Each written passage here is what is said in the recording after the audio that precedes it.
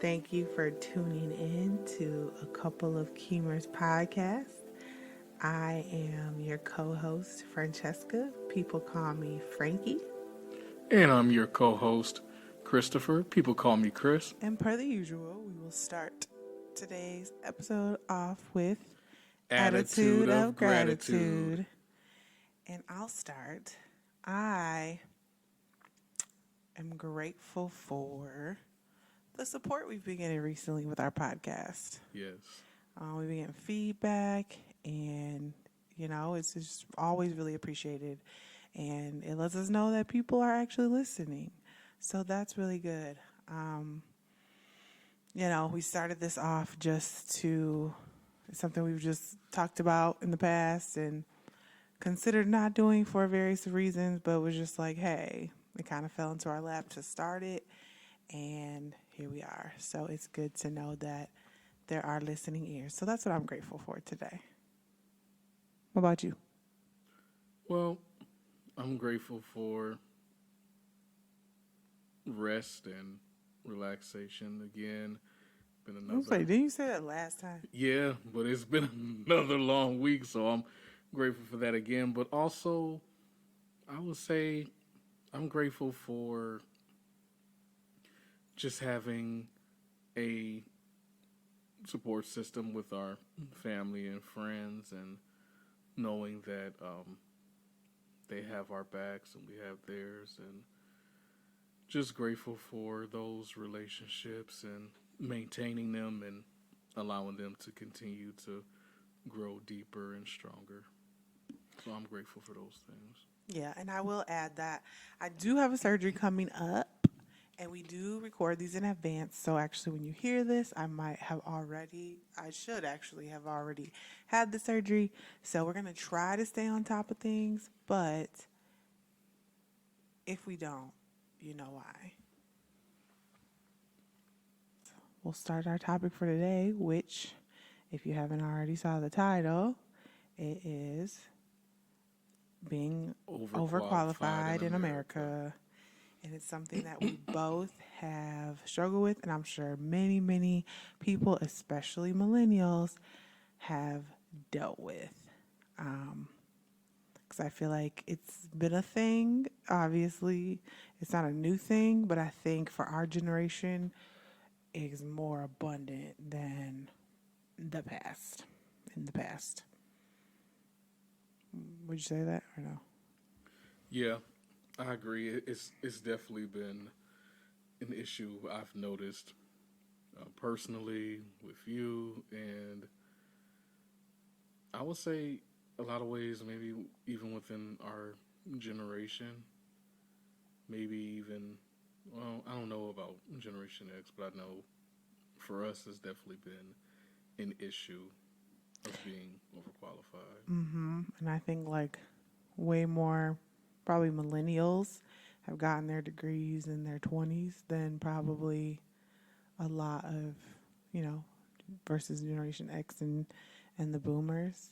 I think a bigger percentage of us have gotten the degrees in our 20s, especially math. Now it's like it's just super competitive with the degrees, and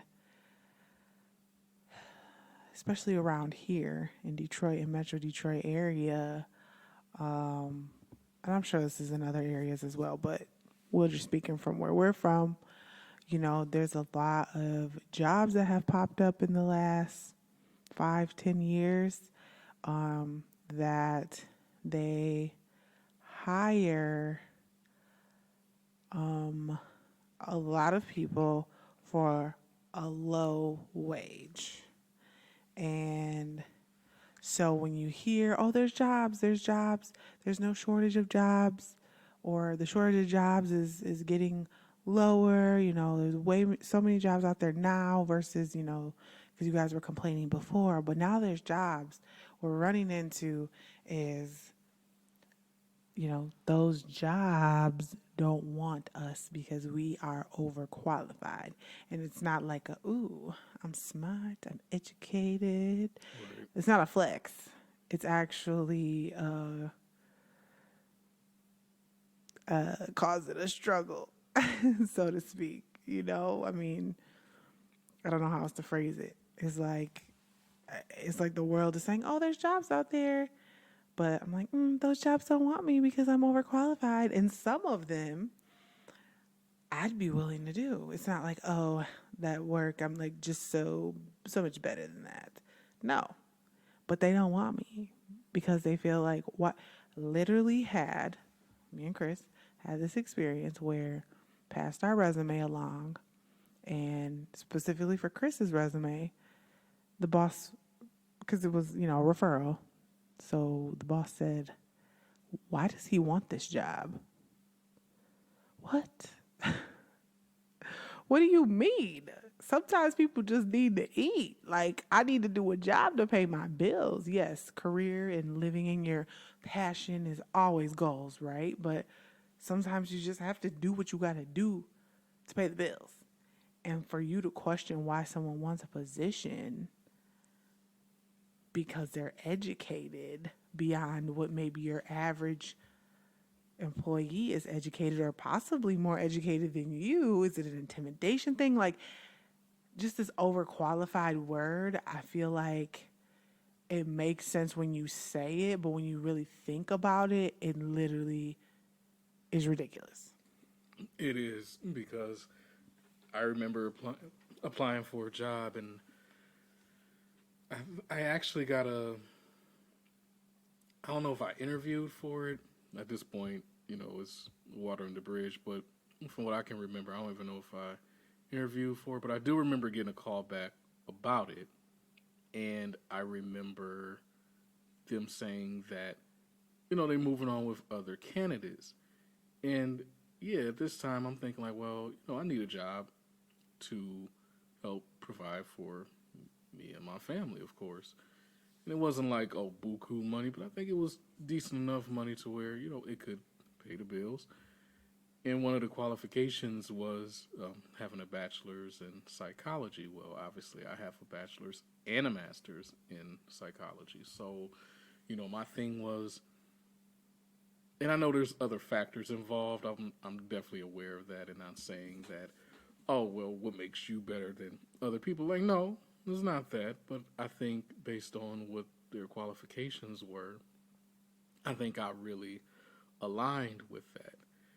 But what they told me was that I was overqualified, not giving me the stereotypical line of, oh, well, we just found other candidates that better suited the position, or, we moved forward, whatever.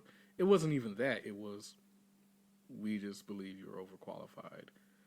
And I was actually kind of offended, because my thing is, well, wait a minute. This position is for someone with my exact background. I just happen to have a degree higher than what you are considering as your qualification.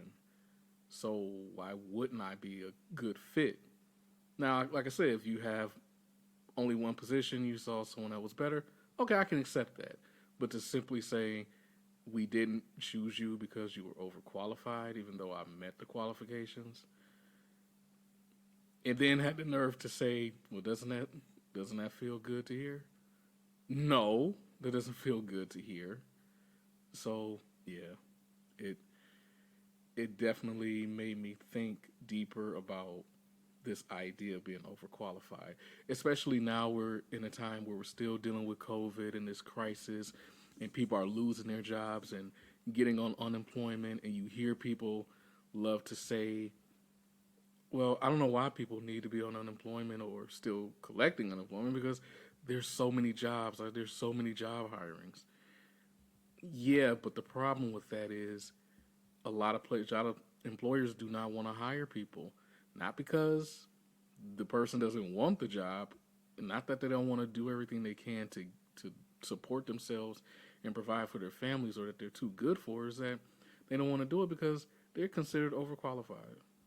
I'd be interested on the stats of how many people that collect, I was going to say welfare, but unemployment too, but that's unfair right now because of COVID. But so we'll just go with welfare that have degrees. I'd be really interested in those facts, Me too. those stats. because I think it'd be more than you think. I'm not trying to say it overpowers people who, you know, may not have had the opportunity or just don't have the education. Um, I'm not sure. Does it outweigh? I don't know. I mean, I'd guess probably not, but I think it'd be a substantial chunk of people. Don't you think? I don't know. I'd just be interested to see. I'd be curious too, but I tend to think that there are many people who are on welfare, collecting unemployment, that are educated and who have degrees. You don't really hear about it. The only narrative you tend to hear about in the news is that, okay, people having issues with finding jobs, and then people will say, well, how can that be? So and so is hiring. Oh, that's not true. That this place is hiring, and it's like, but just because they're hiring doesn't mean you automatically can walk in there and get a job. Like, as we talked about with our parents' generation and baby boomers, it used to be back in the day, yeah, they could drop out of high school, go work at Ford, and be set for life. But those days are come and gone. It doesn't work. Long gone. It doesn't work like that anymore. And just because a place, again, also is hiring doesn't mean that they're going to pay you decently or feel as though, oh, well, you know what? You need a job? Hey, I understand. You know what? Let's get you on board. Let's help you out. You know what? In theory, that would be perfect. In the perfect world, too, that would be excellent. But it doesn't work like that. It really does not work like that. I've often been told, and I think there's a lot of truth to it, that, it's more about who you know versus what you know. I tend to extend it and say it's about who you know that's willing to help you, because you can know as many people as you want to in life, but if your network is not such that these people are really going to, work with you and you demonstrate your credibility as well as your skill set, it won't really matter. Yeah, I definitely think. I mean, it's always been who you know, not what you know, but I definitely think that you see it a lot. I don't say more because I hate comparing because I don't have like actual stats in front of me, but I just feel like I see it a lot versus, just on paper, people who on paper are not as qualified, getting positions that it may seem that they don't deserve. Yeah, no, I've definitely seen it too, and it's just baffling to me. But that goes to show you in regard to politics and, again, who you know. I mean, I've learned. Yeah, I've had to learn the hard way, and I've had some of my relatives tell me the truth is, yeah, it's about who you know. But like I said, I take it further and say it's about who you know that's willing to help you. Because again, you can just know so many people, but that does not mean that they're gonna work with you and help you out. But getting back to the people who love to say, well, I see all these job openings. I see all these job openings. So how come nobody can just go get a job? Well, I think that also is in connection with this idea of, when you go to school, they tell you the more education you get, the more money you make. But what they don't tell you is that you have to, know somebody to help get you into that job to make that kind of money. And not only that, but what about the idea of, okay, you go try to apply for a job, you get an interview, but they deny you, and they love to say, well, you just don't have enough experience. But I need the job in order to get the experience. So how do I have the experience when you don't give me the job? It's backwards, and I think, like, when I sit here and think about it, once again, always comparing the generations, being raised by boomers, it's like I feel like they came from a place of like hard work gets you money. It's like they were raised to like work hard no matter what. And I feel like they raised, obviously in a general sense, not every single household, but I feel like they raised a generation of work hard with your mind, go to school, get your education, all that, and you will be set. You're good. You could do, actually, not only can you do a lot of things, you could do whatever you want. Go to school, study something specific, and you'll be able to do what you want. Go to college. So I feel like a lot of us lacked that full experience, like you were saying, of having experience. I mean, maybe you worked at McDonald's or like a Boys and Girls Club or like something small like that, which I'm not downing, but in the corporate world, they're really not gonna honor those things. Um, yeah, and then you go to school and some people work and go to school, so you might be getting that experience as well. But you're behind. Once you graduate, you're a bit behind, like you said, on experience, and then they don't want to hire you because you don't have experience, but you have the degree. But that is not what we were fed. We were Nope. fed, of course, work because you need money. You go to work because you need money, but you go to school so you can do what you want to do instead of just working just to make the money, which it's a lie. Millennials, we bought into the lie, and now we're in our 30s picking up the pieces. And that's just how I feel.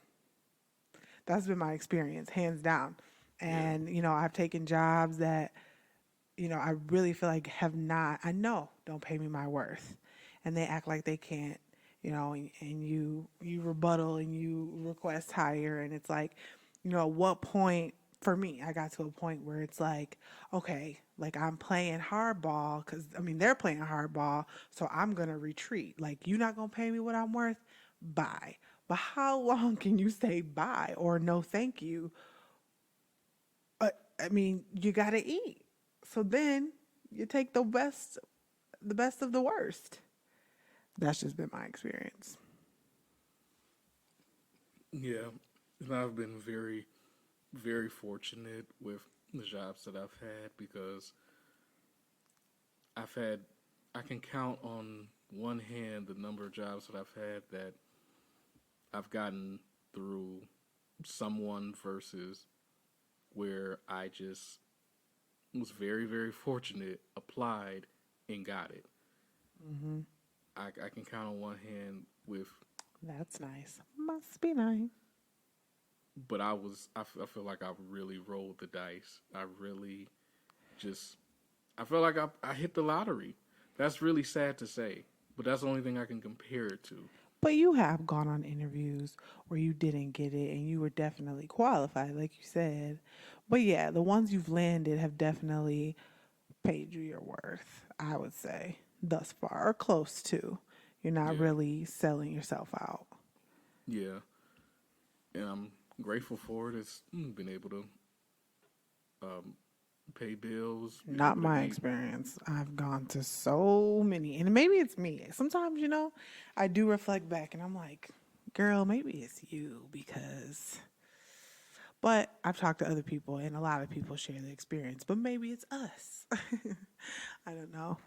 I think about that too, and it's funny how in high school I know, and I got this. Yeah, I got this in high school. They used to teach us about interviewing skills, which are I think are important, but I think when you tie it to knowing people in order to get a job and a decent paying job, I mean, you still need those skills, but then I wonder to what extent are they as valuable when in reality is you're going through this quote unquote traditional process of completing an application, submitting it. If you get a call back, then you make sure you have your interview clothes ready, a suit, whatever. Um, and then you go be on time. You have your resumes together. You have your questions all. You go through this whole process. And then after you go through all of that, you answer their questions, you maintain eye contact, you do all these things that they teach you in high school or wherever you learned interview skills, and you keep working on. And then it's like, well, wait a minute, I did all of that and it still didn't work out. And Yeah. then as I got older, it's like, well, now it's a little different. Now with interviews, like the interview skill system is like updated like it's a computer. And that's not saying that it's bad or anything like that, but it's like, okay, how much of this is really the case, or is this just part of the game? Like, I'm just wondering, like, is this all legit, or is this just a part of this continuous cycle of you have to do this in order to, like, I don't know. Yeah. It's just a bunch of hoops. Like you said, it's like hitting the lottery sometimes. Like, put your numbers out there. If they get chose, you good. If they not chose, you lost. You lost. Yeah, and then so many people who are the ones who tend to have jobs are the ones who love to say things like, well, I have a job. How come you just don't have one? Oh, well, getting a job was like picking an apple off a tree. You think, how many people do you know would actually just go and get a job? I think there would be a lot of people. I mean, I wouldn't say majority or all, but I think there would be a lot of people if they could just easily get a job just so they can support themselves and get out of the hardship or situation that they're in. I think a lot would and do what they need to do. Yeah. Especially do what they need to do until they get something that's better. And I'm definitely to that point, and call it what you may, but this is just the honest. I'm feeling real honest today.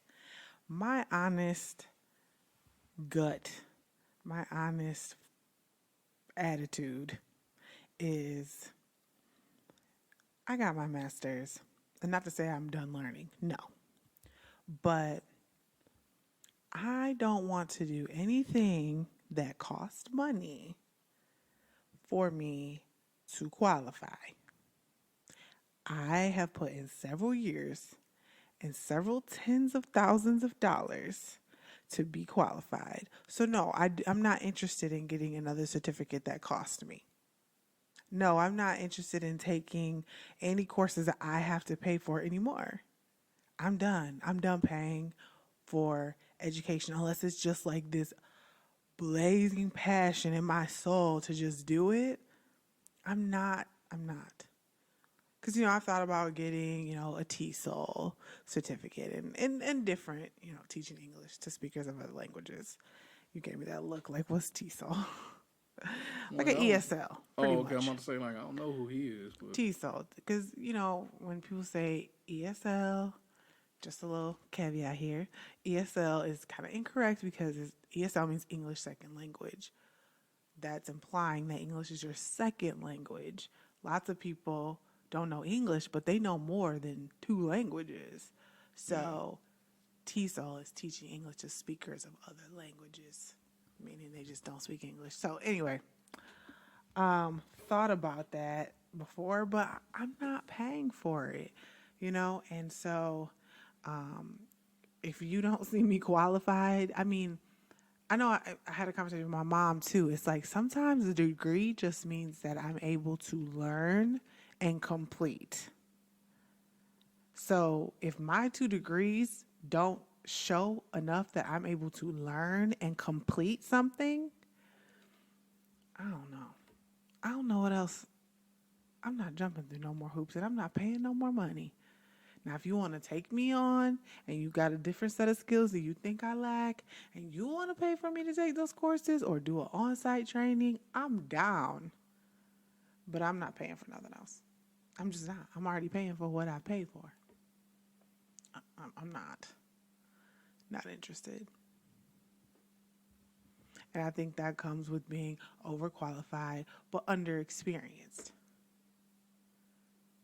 I feel Yeah. like that's how they see you. You're overqualified but underexperienced. So that's another reason why I think too I thought about getting PhD before. I've gone back and forth, but I'm like, no, because I probably want to just focus my life on my PhD and then I won't be gaining experience. And then what?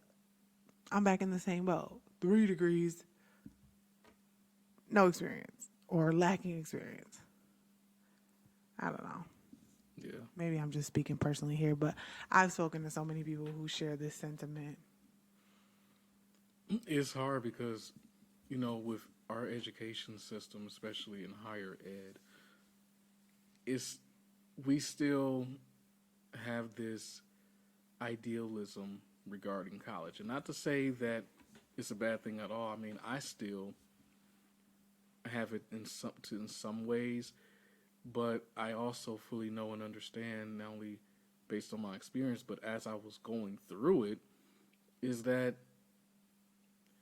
at the end of the day, you are still going to make your decision. And when I say you, I mean like the jobs. They're still going to make their decision regardless of education, even though they still love to feed this idea to us that, again, the more education you get, the better off you'll be, or the more money you can make. I remember when my mom was telling me that when her and my aunt were growing up, that their whole thing that their parents or my grandparents taught them was that you get your education, you get your career, so you don't have to depend on anybody else. The only problem with that is, it was a different time and a different generation, and I feel like with us, we don't have those same opportunities as the older generations, but also, like, it's deeper than just having a degree. It's just deeper than that. So to me, it's like I said, it's deeper than just having the education. It's about, it just seemed like experience and who you know, but most importantly, who you know. Because from what I've witnessed and what I've heard, that's what it just sounds like to me. Is the bottom line. But also, here's another thing too with higher education. It was significantly less expensive in our parents' day than it is for our generation. Yes. That's another thing that is also a burden and frustrating and annoying and irritating. All these terms you can apply it to. Because when my mom and mine came out of college, their debt didn't even equate to our debt. But they were able to get decent jobs. To pay it off. And they've been successful doing their thing ever since, and I'm so grateful for that. However, in our generation, it's not like that. But that's where I get snobby personally when it comes to pay. Not just, oh, I want to be paid all this money. Yes, that's nice. But it's like, I have all this money to pay. And because of education, which was supposed to lead me to a job, like this was supposed to be a direct flow situation, but the flow has stopped. And so now that you want me to work for, let's be honest, 12, 13, $14 an hour, I cannot. Why? Because this minute I get a job, student loans going to be knocking on my door, and I'm going to have to pay them. And if you're paying me $12 an hour, they're going to be taking all my money.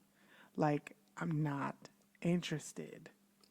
So to give everyone an example who may not know and may not understand the differences in the cost of college education between the different generations, my mom told me years ago when she was in school, her tuition in college was $500 a year. I spend that in certain books, maybe even one That's book. books, if that. That's books. Maybe two. Right. So put that in perspective. Yeah, we could say it's a totally different time, but college should not be astronomically high the way it is versus how it was back then. I actually had a professor when I was in undergrad tell us hers was $300 a year. Oh, that's nice. That's really nice. I mean, but that, again, I think when I went to MSU, it was like 10, 11K a semester. It was basically like 20 a year. Right. I'm sure it's only gone up. I can only imagine what it is now.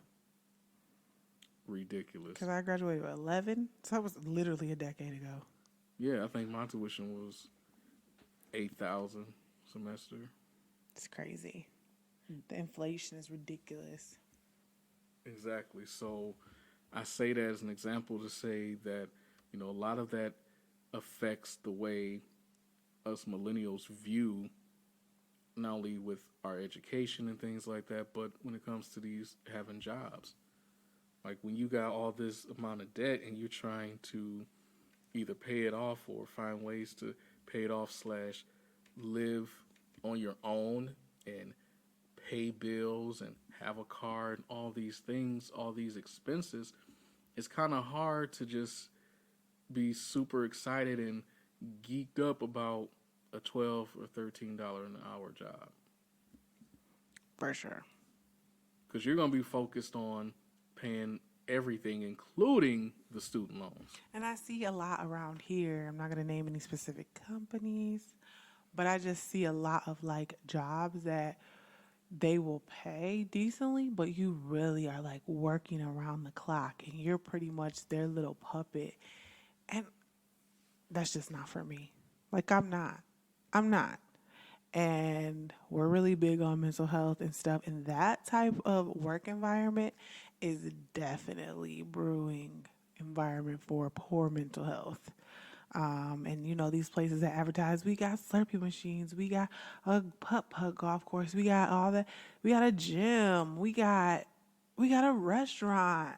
I'm like, so that I can never go home? Like, you want to provide everything but my family for me so that I'll feel comfortable staying and working around the clock. And then almost pressured. I'm not interested. I don't think that's healthy. On the outside, like without thinking about the consequences, it sounds great. Like, dang, that workplace got games. It's got this, it's got that. Like, cool, but this is work. This isn't play. And I think that really came about in our generation, like millennials. Like, that's how they like entice millennials. Like, millennials want coffee. Millennials want, games, and they want fun. So like they try to like frame it that way, but yet they just fooling the foolish because it's really just a mechanism to make you stay all the time. Yeah.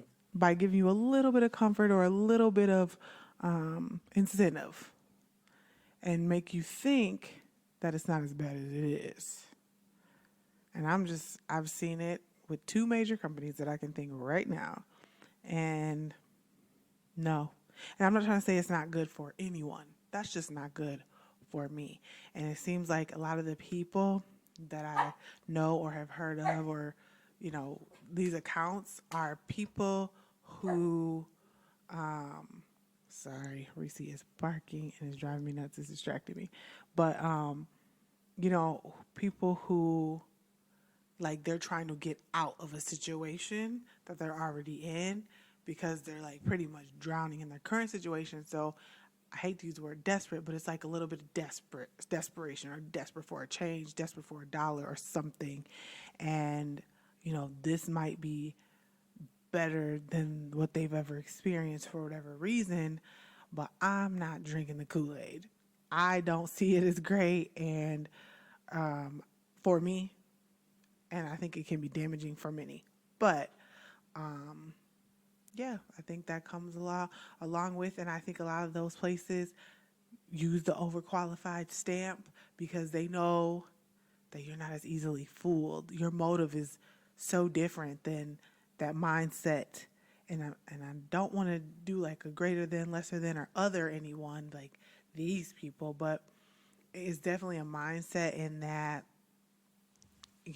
that this, like, if you don't think that their workplace is the pinnacle, they're not interested. And they can probably, I'm sure, have tons of tactics, and just on paper, they have things that they look out for, and they're like, nope, this person won't think that when they get here, they've made it. So we're not interested. So. Yeah. So for me, getting back, well, actually talking about underqualified, I know we kind of touched on it earlier, but with underqualified, I really don't hear it a lot based on my experience. Although I do find it interesting that a lot of people who are considered qualified are actually underqualified in the same position that you were considered overqualified for. So I say that in reference to I worked at a place where the person you would typically consider this person to have not only years of experience but a degree that was on the same level as mine or beyond, like a doctorate. But from what I gathered, it seemed like they had maybe a bachelor's and they were, at a certain position. It's like, well, wait a minute. I would be considered overqualified had I applied for that position, but they were considered underqualified in my mind, and I would think to a lot of people's minds, but maybe for that company, they fit just fine. And you know what? That's fine for them, but it just shows you that it really boils down to, I think, politics, and it's all a social, political game. For sure. And I think, like you said about being underqualified, getting it, yet telling someone that could definitely do that job just the same, if not better, that they're overqualified. I think once again it's to that mentality of they want you to feel like they're cherishing you and they're like the pinnacle. And they know that, or they figure, they don't know, they figure that you aren't a good fit to feel that they're the pinnacle. And you might walk up in their office wanting more than they have to give, or that they're willing to give. I'll put it that way. I like that one better. So let us know if you have similar experience, different experience. Like I said, we're talking from the Detroit and Metro Detroit area. This has been our experience. Millennial or not, let us know. Comment below and share your experience, because this is something that we talk about often, and we'd love to hear what you have to say. Yeah. Feel free to just share anything, and love to hear the experience. I think it's well worth it and help with the conversation. Yeah. I don't have a real quote today. Didn't look anything up, but I think what comes to mind is experience is the best teacher. Yes. So exactly. I think that goes for however you want to apply it in your life, however, in your career. But experience is always the best teacher. And granted that, we're talking about formal education just now versus under experienced and whatnot. I think that hands down is going to be the experience is the best teacher. I've experienced a lot by being called overqualified, and that's my experience, and I'm just learning along the way. So now it is time for our song association game. I'm going to start because I feel like you always give the first word. So I want to start today. Okay. And the word is quick.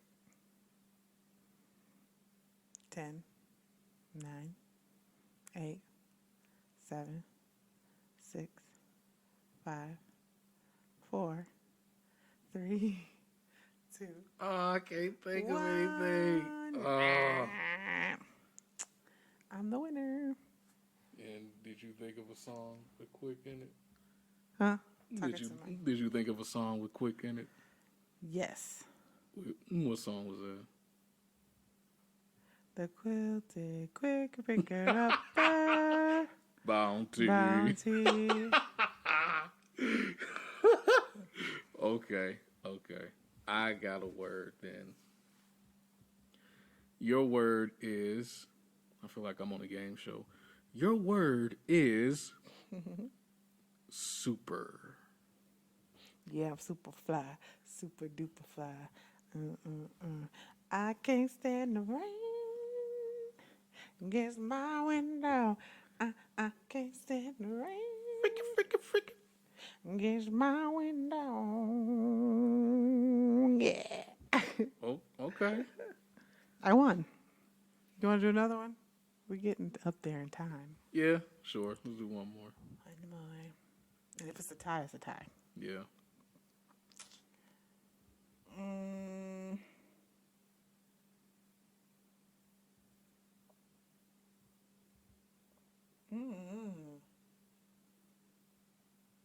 Bottle. Did I do that already? No. Okay, bottle. Start with straight shots and then pop bottles. Flirt with the hood rats, then pop models. Start with straight shots and then pop bottles. Flirt with the hood rats, then pop models. Okay. All right. I mean, I could have gone with, so crack a bottle, let your body waddle. Don't act like a sloppy model, you just hit the lotto. But, You don't get extra points for more songs. I tried. Okay, let's see. We're going to do this again. So, your word is easy. 10, Stop, I'm scared. 9, I'm scared. 8, 7, 6, 5, 4, I know there's probably 3, 10,000 songs with easy in it. 2, 1. No. What is it? 'Cause I'm easy. Oh my gosh. So stupid. Easy like Sunday morning. All I could think of was Easy E for some reason. I'm like, what song did they say Easy E in it? Easy. Easy. Well, easy does it. Could have went with that or... Anyway. Gosh, I suck. In the last one, there was a special comment on our YouTube video, and our YouTube post, whatever. And it was saying when you said mop, that I should have referenced WAP. Oh.